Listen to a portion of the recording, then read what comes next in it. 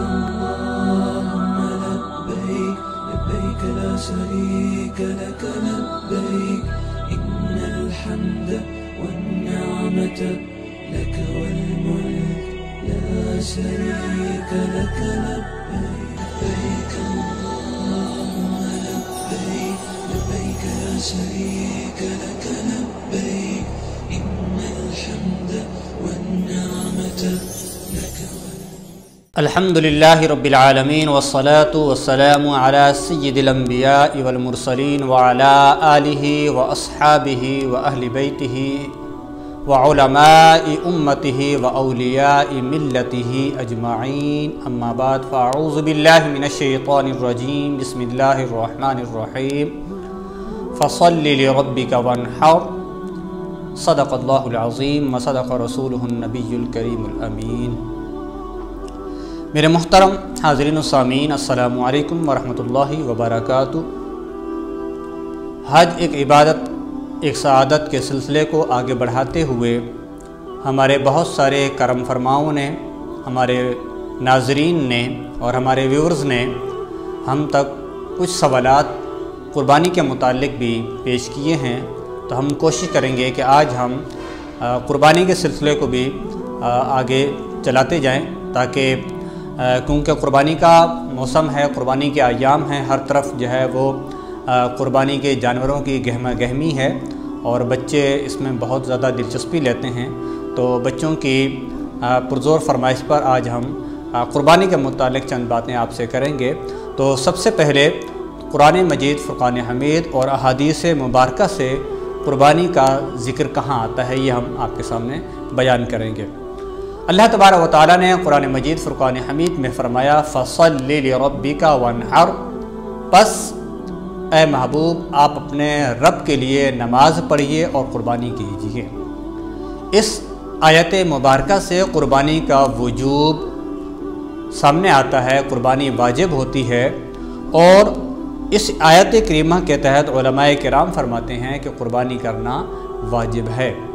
اب آپ کے سامنے میں فرمان رسول صلی اللہ علیہ وسلم بھی پیش کر دوں۔ حضرت ابو ہریرہ رضی اللہ عنہ بیان کرتے ہیں کہ رسول پاک صلی اللہ علیہ وسلم نے فرمایا کہ جس شخص کے پاس مالی استطاعت ہو اور وہ قربانی نہ کرے تو وہ ہماری عیدگاہ کے قریب بھی نہ آئے۔ یہ حضور صلی اللہ علیہ وسلم کی وعید، ناراضی کا اظہار، یہ اس بات کو ثابت کرتا ہے کہ قربانی لازم ہے، قربانی واجب ہے، قربانی ہر حالت میں صاحب نصاب مرد و عورت مسلمان پر لازم ہے، اور قربانی کے علاوہ اگر قربانی کی رقم صدقہ کر دی جائے یا اور کسی مصرف میں استعمال کی جائے تو قربانی واجب نہیں ہوگی اور واجب کا ترک لازم آئے گا، تو قربانی کرنا ہی لازم ہوتی ہے۔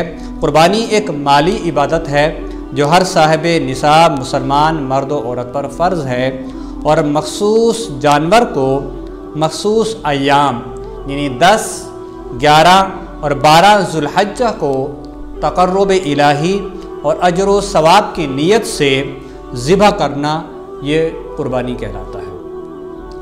مال کے نصاب سے مراد اتنا مال ہے جو حاجت اصلیہ، جو بنیادی ضروریات ہیں جن کے بغیر زندگی کا تصور محال ہے، ممکن نہیں ہے، اگر اتنا مال ہے کہ جو حاجت اصلیہ کے علاوہ 52.5 تولے چاندی یا 7.5 تولہ سونے کی رائج الوقت بازاری قیمت کے برابر ہو تو اس پر قربانی کرنا لازم ہو جاتا ہے۔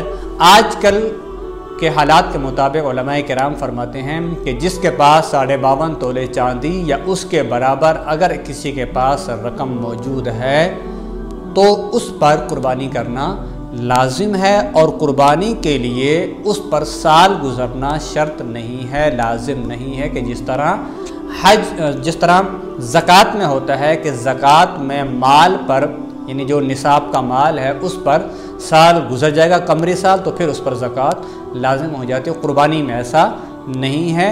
قربانی میں اگر 3 دنوں میں یعنی کہ 10، 11، 12 ذوالحجہ کو 3 دن کے اندر اگر اس کے پاس اتنی رقم موجود ہے کہ جو 52.5 تولے چاندی کے برابر ہو جاتی ہے تو اس پر قربانی کرنا لازم ہوتی ہے۔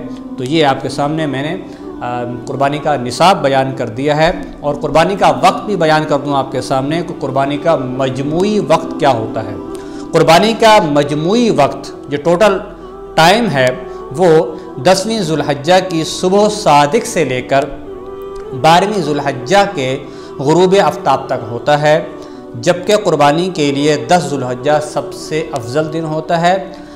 11 ذوالحجہ کو بھی کی جا سکتی ہے، 12 ذوالحجہ کو بھی کی جا سکتی ہے، لیکن پہلے دن 10 ذوالحجہ کو قربانی کرنا افضل ہے، زیادہ اجر و ثواب اس میں ہوتا ہے۔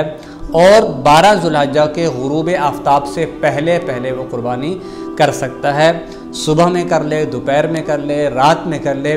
10 اور 11 ذوالحجہ کو رات میں بھی قربانی کر سکتے ہیں، اگر مناسب روشنی موجود ہے، کسی قسم کی کوئی دقت تکلیف پریشانی نہیں ہے، کوئی آزمائش نہیں ہے، تو رات میں بھی قربانی کی جا سکتی ہے۔ لیکن 12 ذوالحجہ یعنی عید کے تیسرے دن، 12 ذوالحجہ کو عید کے تیسرے دن غروب آفتاب کے بعد اب قربانی کا وقت ختم ہو جائے گا۔ اس سے پہلے اگر قربانی کرنا چاہیں تو یہ قربانی ہو سکتی ہے۔ رات میں قربانی کرنے کو علماء نے مکروہ لکھا ہے کہ اس کے اندر کسی حد تک پیچیدگی یا آزمائش ہو سکتی ہے، تو اس لیے بہتر یہ ہے کہ دن میں روشنی کے اوقات میں قربانی کر لی جائے۔ اور شہر میں قربانی کا وقت جو ہے، جب نماز پورے شہر کے اندر، جیسے شہر کراچی ہے، تو شہر کراچی میں جب تک پہلی جگہ نماز عید نہ پڑھی جائے اس وقت تک قربانی آپ نہیں کر سکتے۔ وہ جو میں نے ٹائم بیان کیا ہے وہ شہروں میں، دیہاتوں میں ہوتا ہے جہاں پر نماز عید نہیں پڑھی جاتی۔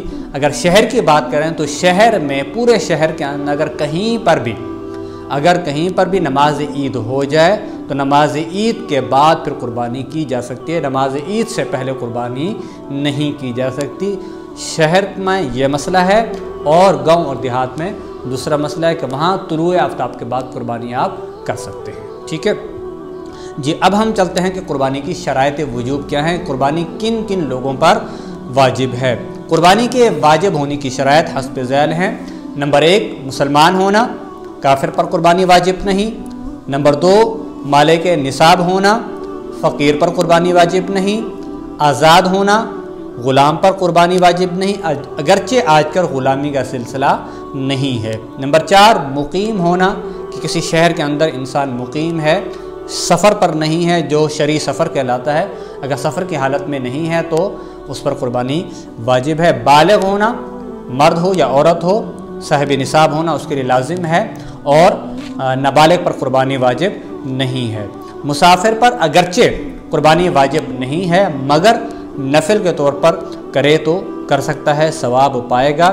حج کرنے والے جو مسافر ہیں ان پر قربانی واجب نہیں، اور مقیم ہوں تو ان پر واجب ہے، البتہ حج تمتع اور حج قران کرنے والوں پر قربانی واجب ہے۔ اچھا جی، مخصوص جانور سے کیا مراد ہے کہ قربانی واجب ہونے کا جو سبب ہے وہ وقت ہے، یعنی کہ 10 ذوالحج، 11 ذوالحج اور 12 ذوالحج، اور جب وہ وقت اور شرائط پائی جائیں گی تو قربانی واجب ہو گئی۔ اور قربانی کا جو رکن ہے، جو ستون ہے، جو رکن ہے، جو لازمی شرط ہے، وہ ہے مخصوص جانور کو قربانی کی نیت سے ذبح کرنا ہے۔